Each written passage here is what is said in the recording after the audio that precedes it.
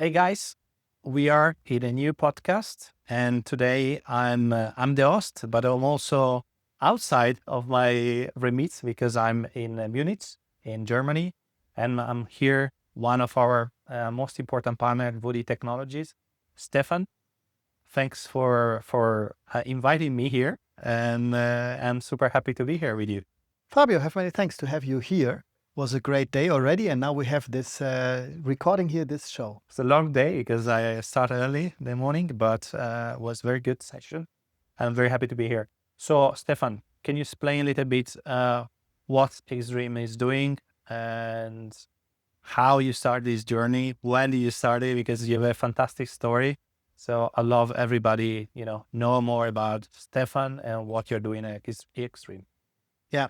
So as Xdream Group today, we are a combination of three different companies. The first was Xdream Media, what is positioned as a software integrator. So we are software nerds trying to understand the needs of customers, system integrators, and other software developers. And from there, we build end-to-end solutions.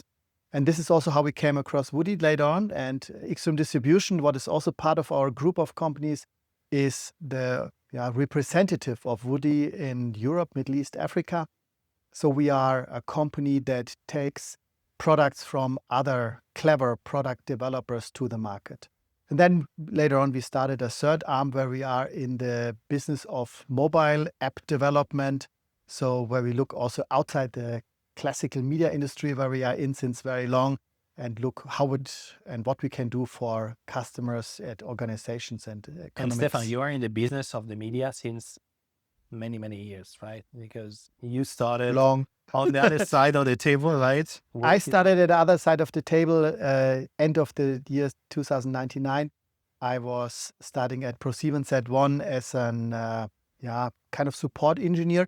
But just after 3 weeks, I was in the role of a project engineer implementing the first studios for the web TV part and the video on demand and live streaming of a news TV station here in Germany called N24, still exists today. Fantastic. And why did you pick up Woody of one of your main partners to develop, right? Because you started in 2014, right? You were saying True. Our partnerships. So the first contact must have been earlier, I think around like 2011 or so, not by me, but by an ex-colleague of mine when I was at Harmonic. There we had a transcoding product called WFS, and that has built-in transcoding to Avid-compliant file formats, but no direct integration with Avid Interplay back in time. So my colleague Daniel, he found that small tool from Woody that can close the bridge. And then 2-3 years later, after I have started Xdream Media, we had a project with the television in Croatia that had a need for a remote ingest from Split to their headquarters in Slovakia. And there was again a WFS, so product that I was selling earlier, but there was an Avid Interplay and there was the need to deploy that bridge. And we as Xdream Media, we have built the end-to-end solution with the file transporter and so on, so the actual workflow. And I remembered, so we reached out. And that was the beginning of the whole story. Wow. And now, fast forward, we're in 2025. How things have changed from the day which you started contacting Woody. So, after we did this first project, there was the question to the Woody team, okay, and what do we do next? And the answer was, Stefan, you need to find us a project. And I said, oh, hold on. You have a product. You need someone who helps you selling the product, not to find you projects. And this is why we started Xdream Distribution as a second entity within our group of companies. Under our umbrella, we have other brands that are in a similar business. So with Woody, we mainly serve the ingest and outgest market. There are products about transcoding, file QC, file transport, obviously the workflow layer, and way more. And Woody is one of the most important elements in our product portfolio. And that is also because of as Xdream Media, as a software developer, we are in this business of in and out systems since ever. So it's a perfect match. Wow.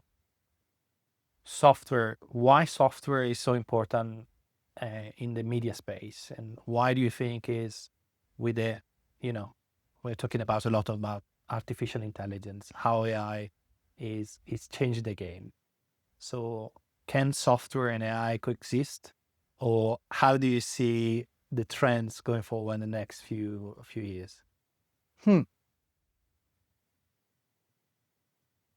Big question. That's a big question, because I just think about our customers. And to be honest, they are very, very, very different situated. There are some customers that are still on traditional broadcast type of equipment, so hardware with green cables. They have made their way into IT just partly, mainly in post-production. There are others, they are producing fully IP-based today on SMPTE 2110, or again, others, they do contributions from the field with web streaming technologies. So obviously they are very much into IT already, and they run in their ecosystem also IT-based systems. And when we talk about IT, then we often talk about virtualization, or we talk about Docker. And when we talk about this both, then we talk about why don't we move that to a data center? And when we talk about a data center, we talk about the cloud. And when we talk about the cloud, we talk about software as a service, or as I like to call it, a solution as a service, because the end customer at the end of the day, he does not need this single piece of software, he needs a solution. Such solutions are all software today. At the end of the day, when you look at a modern production environment, the output of the camera is a network cable. And what is the input into the TV set at home is the Wi-Fi. So again, like a network cable. And everything in between today is IT. Artificial intelligence plays a certain role today, and it will become more. What I see at my customers, what happens practically today, really today, is that AI is used for transcriptions and translations, but often for the purpose of creating subtitles. And those subtitles are partly in live, but very much in all the VOD business. So like second screen, monetization, bringing content to other countries, And helping hearing impaired, and so on. There are a lot of, sorry to interrupt you, but there are there's some difference between having AI playing a role into the live versus a VOD, right? Because huge difference. Yeah. And that is especially because of when you are in the file-based domain, there's lots of stuff out there, because at the end of the day, you get an XML file, a JSON file, you convert it to a subtitle, SRT file, and you are done. Fairly easy. But there are not that many that have the ability to create a signal that is compliant, that you can put to an antenna, and that it works end-to-end to the live TV set. But this is what happens today.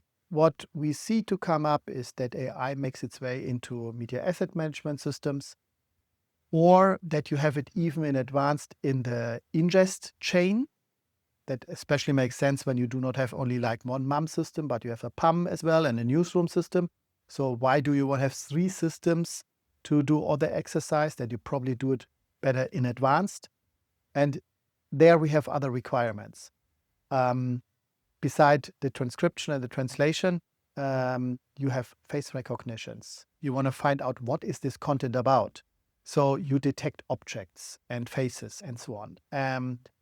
There we often see the debate in between on-premises AI versus cloud AI. I was going to ask you actually. Yeah, sorry. My next question was you anticipate. AI that is trained by yourself versus stuff that you can get pre-trained. So imagine you want to detect faces of politicians from your parliament, and you rather want to train the AI yourself because you have this 600 pages, you just load it in, you're done. If you want to get faces from famous artists from movies, then you go more for a public database. Okay, so going back to the cloud versus on-prem, we are working with a lot of broadcasters at Woody. I think we have more than 70 clients worldwide. Most of them are public broadcasters. Most of them are national broadcasters. And they are still very reluctant to move to cloud for most of the technology they're using. Why do you think there is some reluctancy? Specifically, how do you see in the next 2, 3, 4 years? How would be the future for them? That highly depends on the region where you are and on the development stage of that customer. If we talk to customers in Northwestern Europe, especially in England, they are very much into clouds. That is a cultural question and also an economical question. And it is a bit of a question about how much content protection you really want. If we talk to a customer, let's say in Northern Africa. More protection, you mean more on-prem, you go? No, in terms of how much you trust that your data is secure in the cloud. Yeah. Whether you lose something or whether you do not lose anything. Now with AWS, Azure, Google, we can say that we are quite in safe hands. Or not? What do you think about? Kind of. Because when you are a customer, let's say in Northern Africa, the closest AWS data center for you is either in Dubai or in one of the ones in Europe. True. That means you have an ocean, a sea in between, and network cables. So when you lose your internet connection to that data center, independently whether it's a cloud or anything private, you lose your operations. And that is an important consideration for them. And beside this, the costs. Even if the costs now are getting always smaller, right? For operating on cloud. And we get but there's also the networking costs. Because internet access in such countries is way more expensive as we know it here from Europe. So if you need a gigabit link or a 10 gigabit link, it's quite expensive there. So then what I see, I just spoke to one of our good business partners in Poland, and he said, we are told, even our public television was told by the EBU that we should look into AWS-based services or products. But cultural-wise, that is a no-go for us. So that means that is something that the society and our type of customers need to get into. And then we have some customers, in the, let's say, South Caucasus region, in the Arabics and so on, they are even more picky on security than we know it from our Western European customers. When I spoke to some of the public broadcasters here in Germany, they said, oh, Stefan, we are not worried because there's always someone watching the content.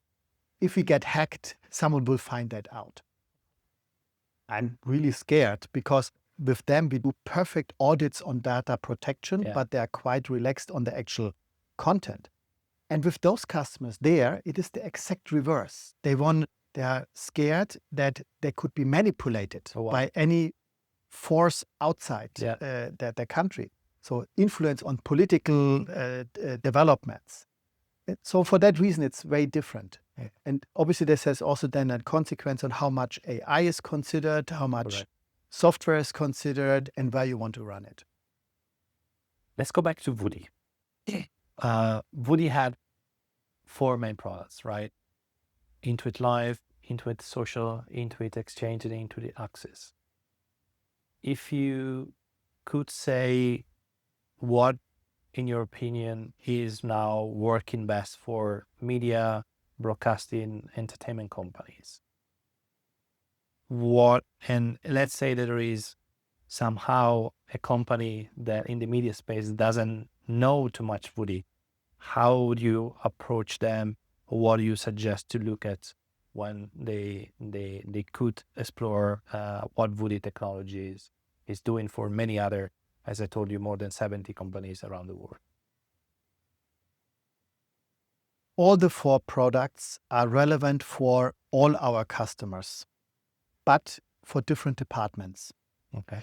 Let me give you some examples.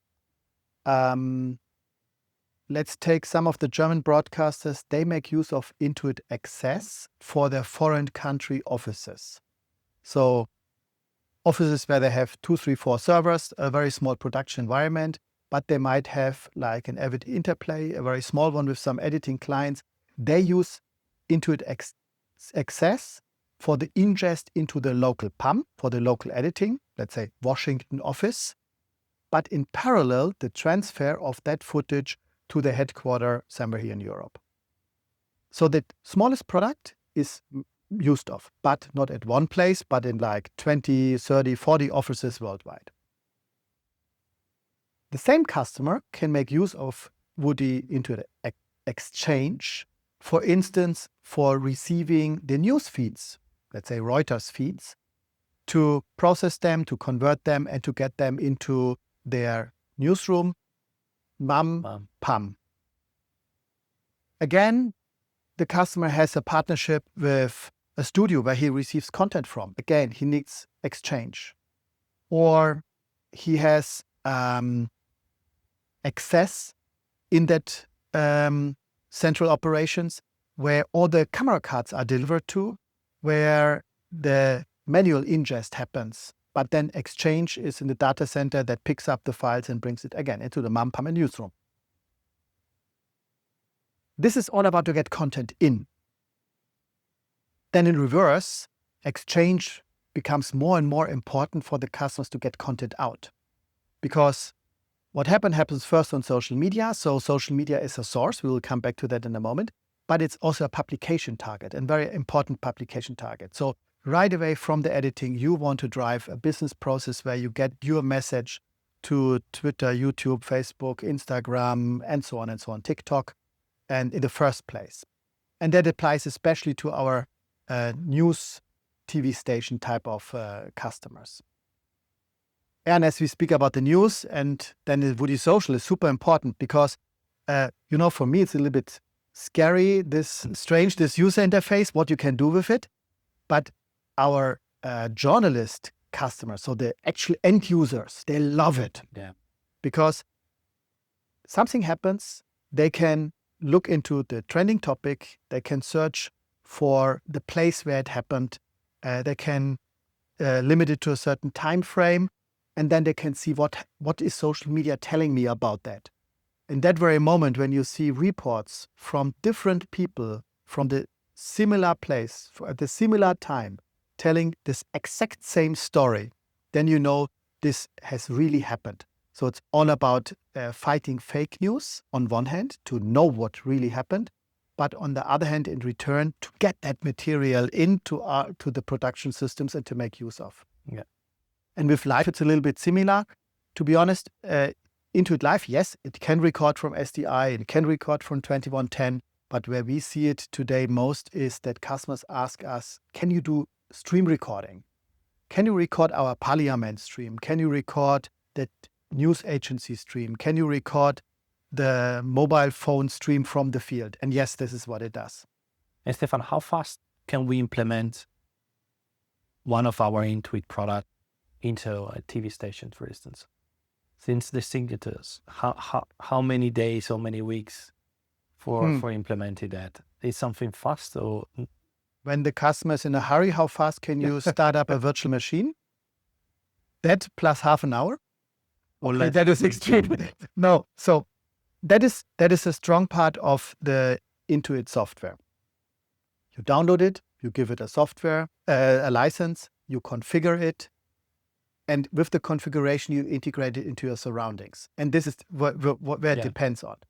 If it is one of the known players on the market and we have connectors, then it's a configuration thing.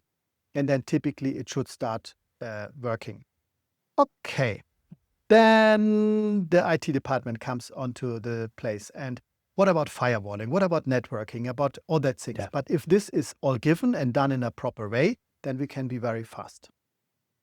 And one of the things that you just mentioned is about connectors. And one of the key advantages of working with a company like Woody is that it pre-integrated so many connectors. Do you want to expand on that? Yeah, so Woody started especially with Avid. So all the Avid world to get content in and out, this is like a done deal. But it is not that easy. So having a good or perfect connector for that in place, it's really on one hand a challenge, but on the other hand, when you have it, it's a gift. There are more integrations, Grass Valley, Viz, Vidispine, and so on. Similar thing. And there are some more brands where there is not this integrator in, but Woody Intuit has a web service connector where we can connect any software that allows HTTP calls, where we can do a post, a get, a pull, and so on. And that way we can communicate with any kind of software. Right. At Xdream, you're also representing other brands, right? Can you talk briefly about the other brands you are representing here? And our portfolios, there are they are similar to Woody. So one that is very important to us is Capella Systems, all about transcoding. Traditionally, like Woody, from the post-production broadcasting space. So here we have a partner that helps us with perfect support on camera card type of formats, broadcast video servers, archive formats, and that does all the Ultra HD and HDR color space conversions and things like that. But the focus today, beside this, is all about distribution. So creating adaptive bitrate streaming, ad insertion, encryptions, integrating with the CMS systems and the DRM systems and the streaming environments. Then as a partner in the portfolio, we have Venera about file-based quality control. So to check, is the wrapper correct? Is the content within it, so the video and the audio track, are there no blocking artifacts, no black frames? Is the audio correct? And you can imagine, you do the ingest, you probably have to do a transcode, you do the quality control. Do add end-to-end. That add. File transport is an important topic for us. We are partner of Signet and File Catalyst for file transport. That is especially on larger distances, like Washington offices sending content to Frankfurt or so. That requires an acceleration. And again, Woody is integrated with those partners, so that perfectly adds with each other. And then on top of that, we have a workflow orchestration system that is done by our partners from England, Squared Paper. It's called Busby, that plays in the file-based domain, but also in the live, and does way more things. But we mainly build file-based ecosystems on that. Beside this, we look a little bit into pumps, a little bit into mums. We do newsroom systems, but the brands that I just described is what we sell more or less to all our customers because it applies everywhere. And we were talking before this morning about artificial intelligence. And what kind of feature are now super requested when it's about AI in our media business? So transcription, I guess, is one of the main. So requested, as said, is transcription. That is what everyone looks into. It's a must now. It is a must. What is about to come up is what we develop ourselves as well, is automatic storytelling. Okay, so interesting. To create, tell me more about it. Yeah, it's I about like that. Imagine you receive all the feeds about something to happen. Yeah. So you get some files from mobile apps, some feeds that you download. You have your own reporters out there. You get the footage in. And the easiest what you can do, what most of the systems today do, you do transcription, you probably translate. Practically speaking, you end up with description and metadata. And that can be used to automatically do the story writing. Okay. Or storytelling. Yeah. With that story, the next obvious is you use the text and you create the speech. So you do an automatic voice over.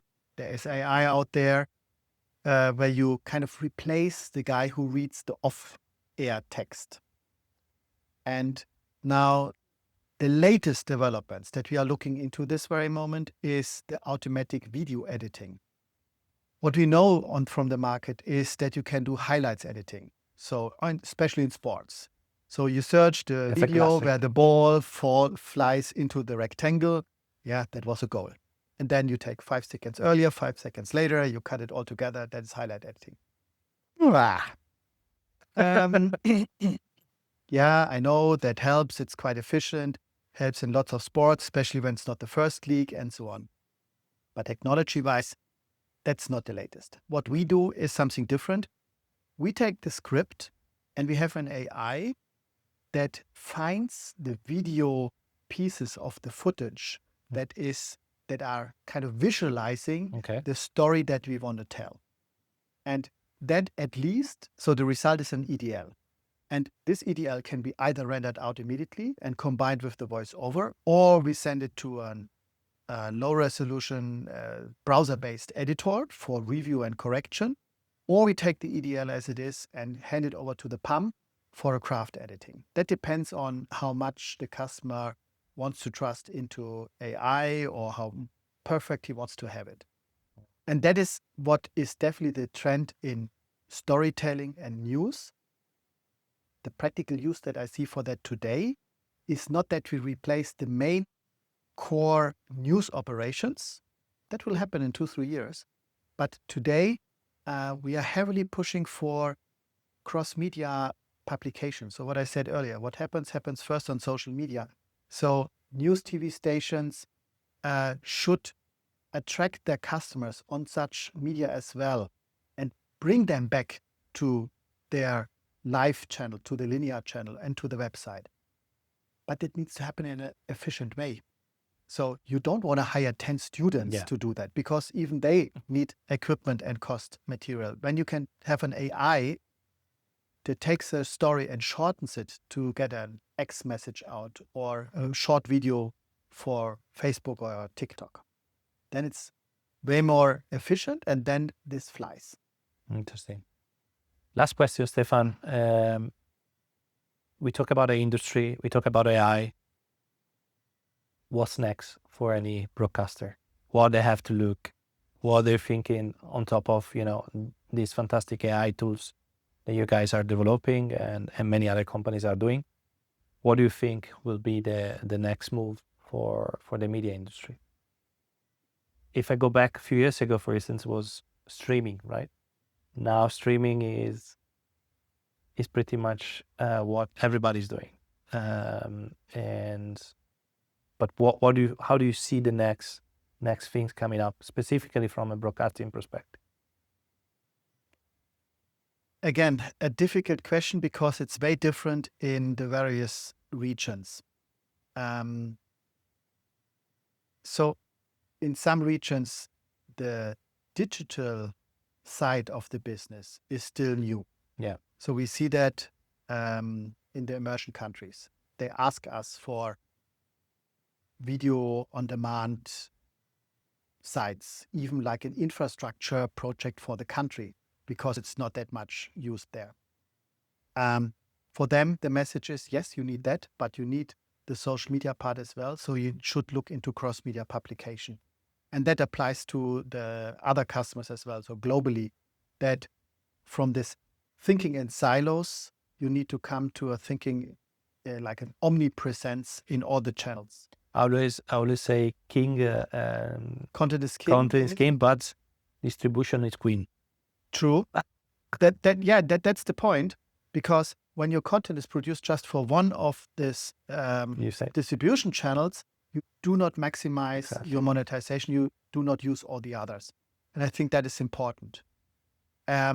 Corporations. So not between broadcasters because they're rather competitors, but the corporations with the mobile and the cable operator or other players that are in the media business, big press groups. I think that is what is to come now. Fantastic. I want to thank you, Stefan, for inviting me here, for being your host in your house. Yeah, it's a pleasure to have you here. Thank you so much. And see you next time. Thank you, everyone. Thank you.